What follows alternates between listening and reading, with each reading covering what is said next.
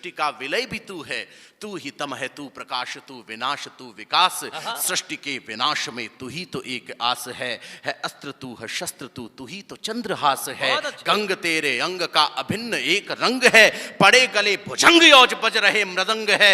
आदि से अनादि तक समाधि भी लगी रहे, लपट लपट के ले ज्वलन वो ज्योत भी जगी रहे।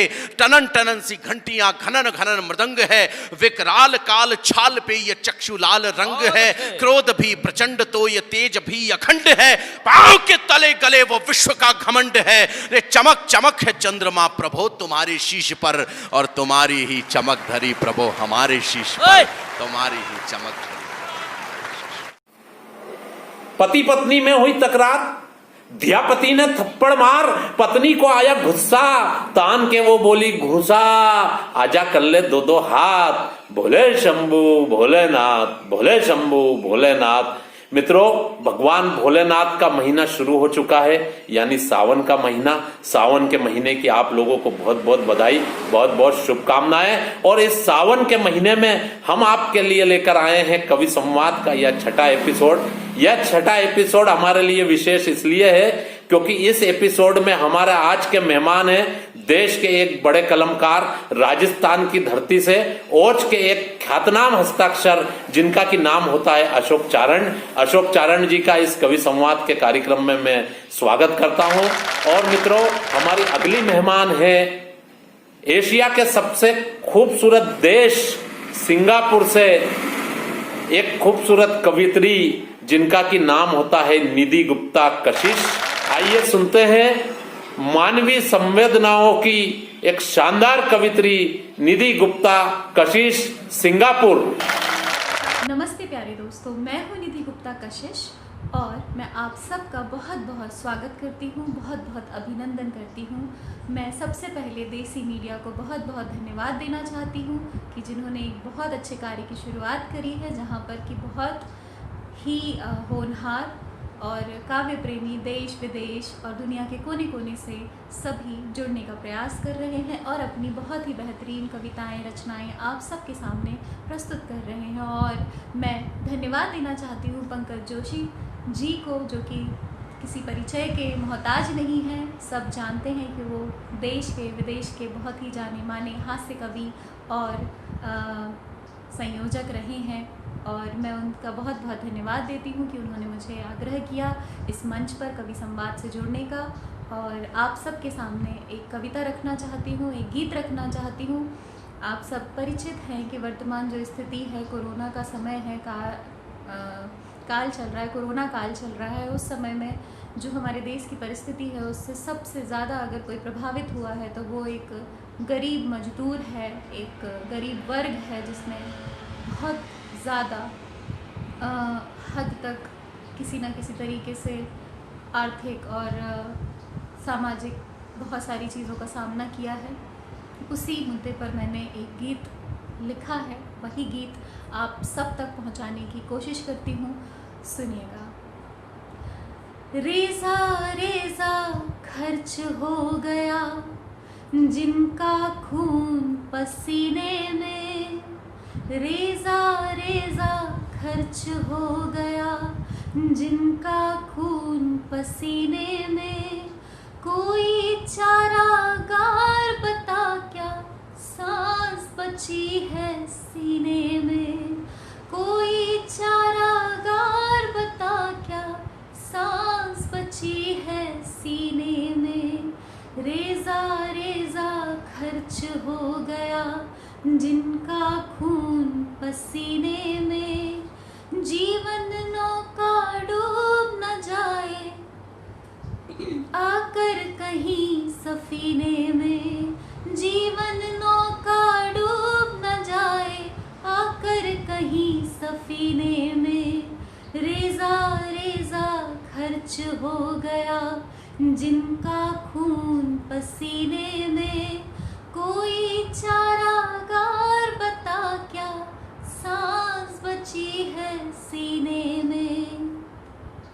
लॉकडाउन पर लॉकडाउन है, लॉकडाउन पर लॉकडाउन है, दूभर चलना राहों में।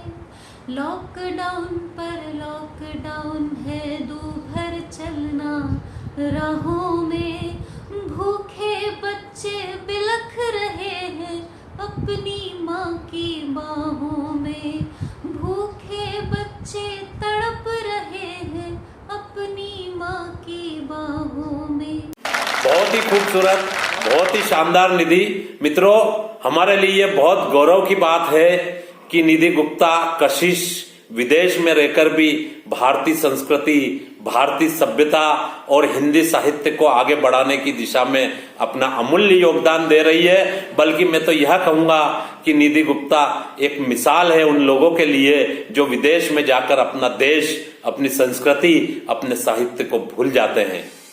आइए मित्रों, इस कार्यक्रम को आगे बढ़ाते हैं और हम करने जा रहे हैं ओज का एक ऐसा शंखनाद जो आपकी रगों में एक नया जोश और एक नई उमंग भर देगा। जी हाँ मित्रों, मैं बात कर रहा हूं राष्ट्रवादी कवि अशोक चारण की। मैं अशोक चारण को इन 4 पंक्तियों के साथ आपके बीच में आवाज देना चाहता हूं कि अगर चीन फिर से आया तो उस पर भी हमला बोलेंगे, अगर चीन फिर से आया तो उस पर भी हमला बोलेंगे, सिक्किम की चोटी से शंकर नेत्र तीसरा खोलेंगे, गंगा में जितना पानी है उतना लहू बहाऊंगा और गलवान की घाटी से आज भीषण तूफान उठाऊंगा, भीषण तूफान उठाऊंगा। जी हाँ मित्रों, सुनते हैं अशोक चारण। दोस्तों नमस्कार, कवि अशोक चारण जयपुर राजस्थान से। देसी मीडिया ग्रुप के आप तमाम दर्शकों का, तमाम श्रोताओं का हार्दिक अभिनंदन है। इस कार्यक्रम के संचालक हमारे प्रिय भाई पंकज जोशी हैं। चाइना पर लिखी हुई मेरी कविता जो पूरे देश के द्वारा सुनी जा रही है और सराही भी जा रही है, मैं आप तमाम लोगों के साथ साझा कर रहा हूं। उम्मीद है आपको पसंद आएगी और आपको अच्छी लगे तो आप इसे और शेयर कीजिएगा, अपने दोस्तों तक पहुंचाइएगा, क्योंकि यह युगानुकूल कविता है और आवश्यक कविता है। कवि सम्मेलन के बाद अपने घर पर जाइएगा, अगर मेड इन चाइना लिखा हुआ कोई भी प्रोडक्ट पड़ा है तो उसे उठाकर देखिएगा। इन आंखों से नहीं, अपने दिल की आंखों से देखिएगा। शायद उन चीजों पर आपको हमारे सैनिकों के खून के धब्बे नजर आए। थोड़ा चिंतित मैं हूं, थोड़ा चिंतित आपको करना चाहता हूं। एक चित्र दिखा देता हूं, उसके बाद आप इजाजत दीजिएगा, मुझे अनुमति दीजिएगा, मैं आपके बीच में एक कविता पढ़ना चाहता हूं। पहला बंद आप लोगों ने तालियों की गड़गड़ाहट के बीच संभाल लिया तो फिर दावा करता है आपका कवि अशोक चारण यहां खड़ा होकर कि फिर पूरी कविता आपको संभाल लेगी। ये दावा करना चाहता हूं। पहला बंद दे रहा हूं, सुन लीजिएगा। अमर तिरंगे की बस्ती में लाल बवंडर आया है, कालदूत के भाल सरीखा जिसका काला साया है। आपको देश के शौर्य पर अभिमान हो तो पहले बंद को संभालिएगा। कविता आप लोग प्रारंभ करेंगे, मैं नहीं। कि कालदूत के भाल सरीखा जिसका काला साया है, पर दिनकर की वंश प्रथा को कोई नहीं डरा सकता, पर दिनकर की वंश प्रथा को कोई नहीं डरा सकता। मेधा से लेकर मैदानों तक ना कोई हरा सकता, मेधा से लेकर मैदानों तक ना कोई हरा सकता। चाहे चीन गले को फाड़े अपने घर के मंचों से, पर भारत के वीर सपूतों कह दो इन सरपंचों से, देवदार की थाती कम ना होती लघु करंचों से, देवदार की थाती कम ना होती लघु करंचों से। और अग्नि 5 वाले ना डरते चीनी तोप तमंचों से। अग्नि 5 वाले ना, आभार जशपुर का, प्रणाम आपको कि आपने कविता को प्रारंभ कर दिया। कि अग्नि 5 वाले ना डरते चीनी तोप तमंचों से, एक दोगला व्यापारी जो नकली कारोबारों का 5.2 जहां की नेशनल हाइट है, 5 फीट 2 इंच से ज्यादा का आदमी जहां पैदा नहीं होता हो। पूरे चीन में सर आप नजर दौड़ा कर देख लीजिए, एक आदमी 5 फीट 2 इंच से ऊपर नहीं मिलेगा आपको, एक भी आदमी। और अगर मिल जाए तो फिर समझिएगा कि हमारे बुजुर्गों का आना जाना रहा। तालियां कम हैं आपकी इस बात पर तो जोरदार होनी चाहिए। पंक्तियां निवेदित कर रहा हूं आपके बीच, सुन लीजिएगा। कि एक दोगला व्यापारी जो नकली कारोबारों का, मैं आंखें बंद करके केवल आपकी तालियों की गड़गड़ाहट बहुत देर तक सुनना चाहता हूं। आप कैसा तूफान बनाते हैं मैं आप पर छोड़ता हूं, लेकिन आपके हाथ अपने आप आसमान में उठ जाएंगे ये मैं जानता हूं। कि एक दोगला व्यापारी जो नकली कारोबारों का हमको रोब दिखाता है वो अपने चंद सियारों का। चंद सियारों का दल ही शेरों पर बढ़ने लगता है, चंद सियारों का दल ही शेरों पर बढ़ने लगता है। अपने दुर्बल पैरों से पर्वत पर चढ़ने लगता है, अपने दुर्बल पैरों से पर्वत पर चढ़ने लगता है। लेकिन वो ये भूल गया कि ठंडा रक्त नहीं है अब, लेकिन वो ये भूल गया कि ठंडा रक्त नहीं है अब, बिना रक्त की बूंद गिरे युद्धों का वक्त नहीं है अब। तो सीमा पार खड़ा एक बौना हमको निधमकाता है, सीमा पार खड़ा एक बौना हमको निधमकाता है। चिड़िया जैसी आंख नहीं और हमको आंख दिखाता है। चिड़िया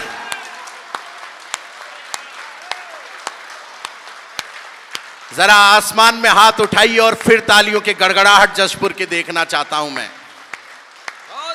चिड़िया जैसी आंख नहीं और हमको आंख दिखाता है, चिड़िया जैसी आंख नहीं और हमको आंख दिखाता। क्यों पढ़ रहा हूं आपके बीच कविता? बस उस चीज को गाना चाहता हूं कि हिंदी चीनी भाई भाई वाला नारा कहां गया। पढ़े लिखे लोगों के बीच में हूं तो एक पंक्ति पर इशारा अपने आप होगा, सुनाता हूं, सुनिएगा कि हिंदी चीनी भाई भाई वाला नारा कहां गया, है इंसान के ज्ञान दीप का वो उजियारा कहां गया, है इंसान के ज्ञान दीप का वो उजियारा कहां गया। ये ड्रैगन जो नष्ट कर रहा मणियों के उजियाले को, ड्रैगन कहा जाता चाइना को, तब बात करना चाहता आपका कवि, सुन लीजिएगा कि ये ड्रैगन जो नष्ट कर रहा मणियों के उजियाले को, ये बुनता है जाल इस तरह जैसे मकड़ी जाले को, ये बुनता है जाल इस तरह जैसे मकड़ी जाले को। ये यकसाई चिन्ह पर भी अपना अधिकार समझता है, ये यकसाई चिन्ह पर भी अपना अधिकार समझता है। ये भारत को केवल धंधे का बाजार समझता है, ये भारत को, आपकी चेतना को प्रणाम कर रहा हूं। चार पंक्तियों का एक आंदोलन खड़ा करना चाहता हूं जशपुर में खड़े होकर, और मैं आपको आजादी देता हूं, मैं आपको स्वतंत्रता देता हूं कि जो लोग मेरा साथ देना चाहें इस आंदोलन में, केवल उन लोगों की आसमान भर तालियां चाहिए, और जो नहीं बजाएगा उससे मैं पूछूंगा नहीं कि हुजूर आपने क्यों नहीं बजाई। बहुत अच्छे। मैं चार पंक्तियों का एक आंदोलन आप लोगों के बीच खड़ा कर रहा हूं, सुन लीजिएगा कि ये भारत को केवल धंधे का बाजार समझता है, तो इस दीमक जैसे दुश्मन से खत्म सभी संबंध करो, इस दीमक जैसे दुश्मन से खत्म सभी संबंध करो, बाजारों से चीनी चीजें लेना देना बंद करो। तो जिस दिन इन व्यापारिक राहों पर पहिया रुक जाएगा, जिस दिन इन व्यापारिक राहों पर पहिया रुक जाएगा, तब ड्रैगन का सर भारत के चरणों में झुक जाएगा। तब ड्रैगन, आभार जशपुर का,